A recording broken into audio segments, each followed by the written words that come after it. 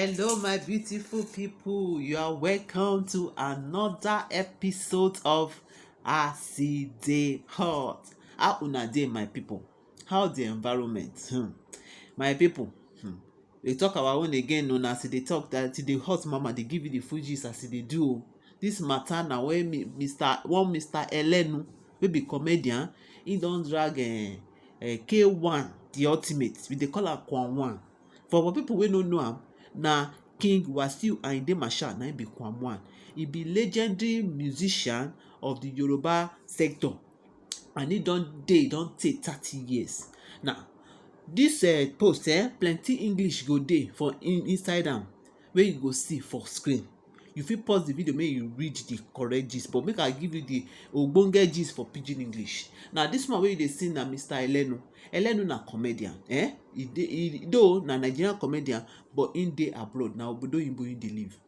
He come talk say make Kwan1 come do show for obodo oyinbo. So he organize the program like promoter as they call am. So you know say anytime wey they wan do any kind show, the name of the show na Adeori Okin Unleash. Na 2021 USA tour na you dey see so. And you know say because Kwan1 get name and he get fame, you understand, so people don buy the ticket go. People don buy. In fact, the program sef na August they suppose do am, but throughout that time of August, Kwan1 and him band no go do the show. Be like say dem cancel am, be like say dem dey postpone, dem no know. So this man be like say the Elenu come dey talk say wetin dey happen? People wey don pay dey vex. You wey you wan do the show, you no gree come. So wetin come happen? Elenu come talk say dem dey drag am here, drag am there. Say na Kwan1 go talk one thing, say him manager go talk one thing. We come ask am, Elenu, wetin Kwan1 talk? They say Kwan1 talk say he no wan take back door. Say they get some issues wey in band boys dey get. You know, no be band boys, they're supposed to be band men, but maybe they call them band boys. The people wey go do drum, they do all those things for am. Say that they get issues, make dem collect their visa, make dem go fit come. Elenu come talk say manager talk another thing. Say na because all the band boys never dey vaccinated, that's why they never comot. How long dey take dey vaccinate? E dey reach 3 months? Time will tell. So na wetin happen be that. So the Elenu come dey vex say be like say don open mouth, don talk to them, they no gree answer. Oga dey talk one thing, manager dey talk one thing. So and Elenu talk say him dey lose money because the market wey you put market for outside, you expect make people buy am. People don buy am, you never gree deliver. E no good, and e go affect your reputation. This Elenu come go a blogger wey they call Gistlover. If you no know Gistlover, you know dey watch Instagram. But Gistlover, may I talk am, he come go meet and say na wetin happen be this. Abeg help me tell oga say Kwan1 say if he no gree do show again, make him give the people their money back. But they don pay the money already, even before they comot for Nigeria. Now where the matter we dey settle say small. Say wetin happen? And you know say when Gistlover allow something, e allow to all the social media platform carry am. Hey, K1 no, he no gree do show since August, so he don carry money dey go, you know. So Gistlover believe say na true. Elenu talk say no be lie. So when they bring the thing come out, Kwan1 come enter put mouth. Say wetin dey do Elenu wey dey carry him matter up and down. Say he don tell am say na because they never get visa, na the reason wey they never come.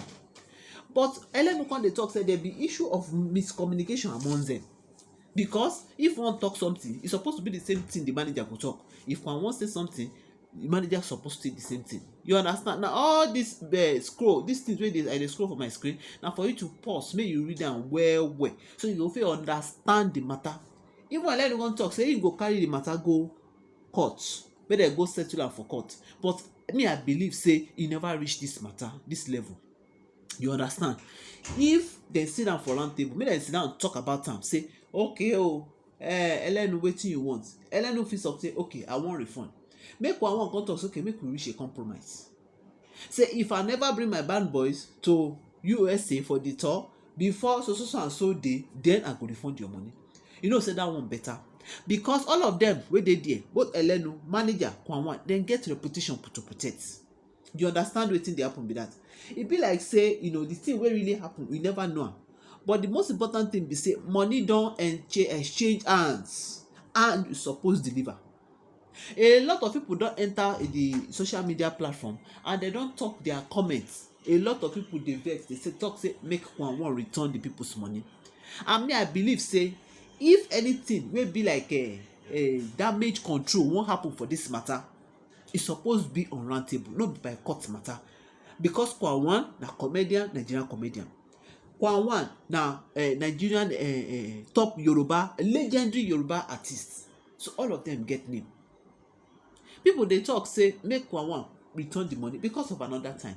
If im Burna Boy come don get visa later on, no problem, we fit reschedule, because Gowon get name. Nowhere wey Gowon go say he wan do show wey people no go turn up. Both Nigerians from other countries, internationally, im get name. So make dem know because of this kind matter, make dem drag im name for mud.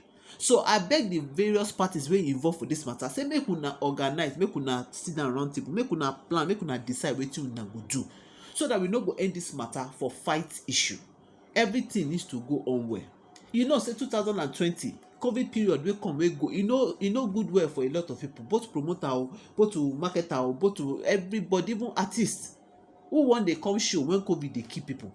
But now this years wey things don dey better, at least people don dey go out small, people don dey organize show, make e no be say na money go cause trouble. You understand? My own little church mind, my own little pikin brain, na I take talk this matter, and I know say a lot of people go support me. Say if we be e dey issue, make we try organize am among ourselves. Okay? If na to return the money, na integrity be that. Maybe return the money so that you go know say yes, this man, he talk am, he do am. You understand, my people? All this one that I dey scroll for you, fit pause the video, make you take read am well one by one. I just mush everything so that you go take see where the matter dey come from. So my beautiful people, na wetin happen be that o.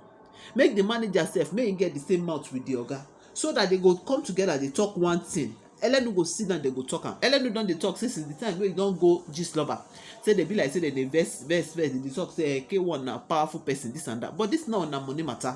So make una organize, make una settle this matter, please. So thank you so much, my people. Make sure you like, share, and subscribe so that we can grow this community together. Make I give you many plenty gist. Like, share, and subscribe. So till I see you next time, thank you so much. God bless you. Bye for now.